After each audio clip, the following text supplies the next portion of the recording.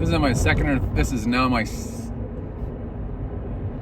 my second or third, maybe even the fourth attempt at talking about this song, Queens of the Stone Age, I Appear Missing.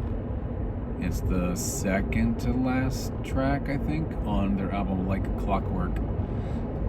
I've listened to it a lot over the past couple weeks, and every time I kind of delete it from my little playlist or Apple Music library, thinking I'm done with it for a while, it just comes back into my head.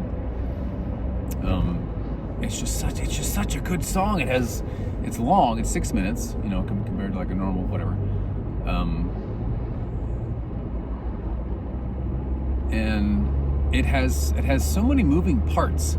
So he has the chorus, the verse, the bridge, but they're all the way they're ordered is not how a normal song would go, which is fine. I'm not saying he's the first person who's ever messed around with song structure, but just the ebb and the flow of the song. It's unforgettable at the moment for me. I can't get it out of my head, and every aspect of it, the melodies of each part are different. I mean, it's a quite distressing song. It's very sad, but not weepy, and certainly not sentimental or maudlin. Around the time he was really dealing with a lot of stuff, and he actually thought the album was going to tank. It turned out to be one of their most well performing and critically loved of all their albums, and it's truly a great album. And it has many points throughout the album, but this one is, again, I wouldn't even say it's dark. It's sad.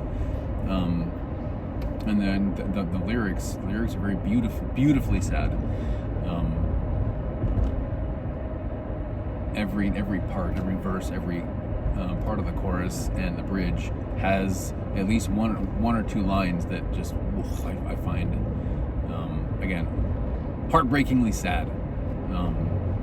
That somebody obviously people go through a lot in their life, and I guess artists are supposed to put out or express that in the most original way possible, and he certainly has done it with this.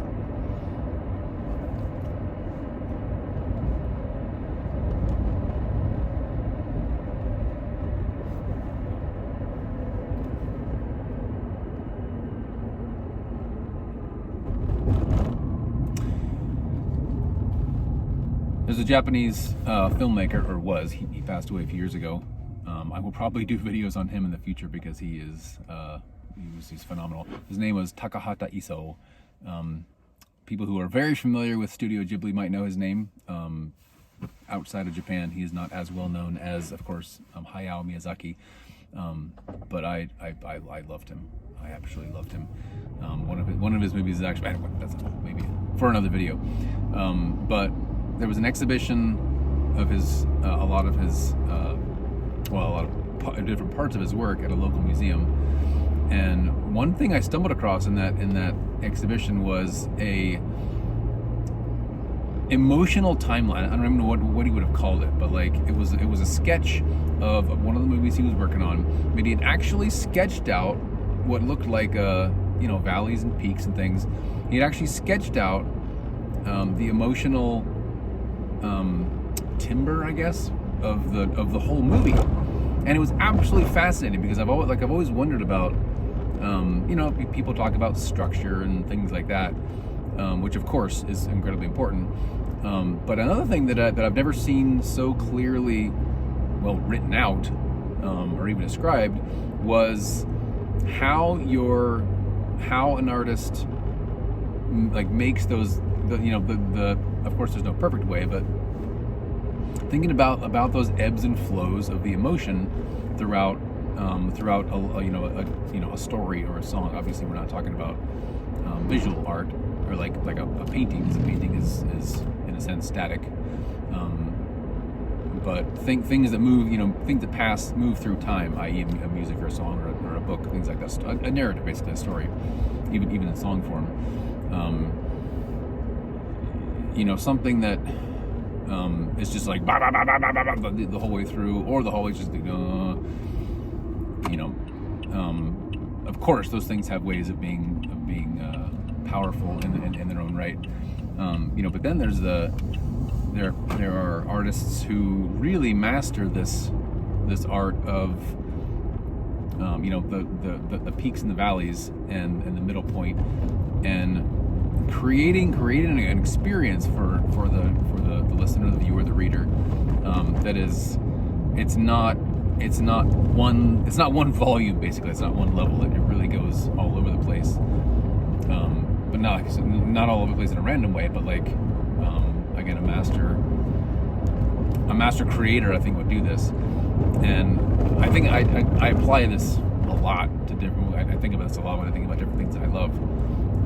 But that it especially applies to this particular song, this "I Appear Missing" song on the Queens of the Stone Age album, because it starts out kind of slow, but then as Josh has arranged all the different pieces that he's arranged it in such a way that it's incredibly satisfying and very not predictable. Like the order of, as far as I know, I might be getting this wrong, but of like the verse, chorus, bridge, and the other little pieces that he has, they're never kind of in the same order. So even though you might hear a part that you've heard before, like a recurring or repeating part, it's not connected to the same previous point that it was before. So there's this slight element of unpredictability to the order, and again, none of that would work if each piece wasn't beautiful in itself.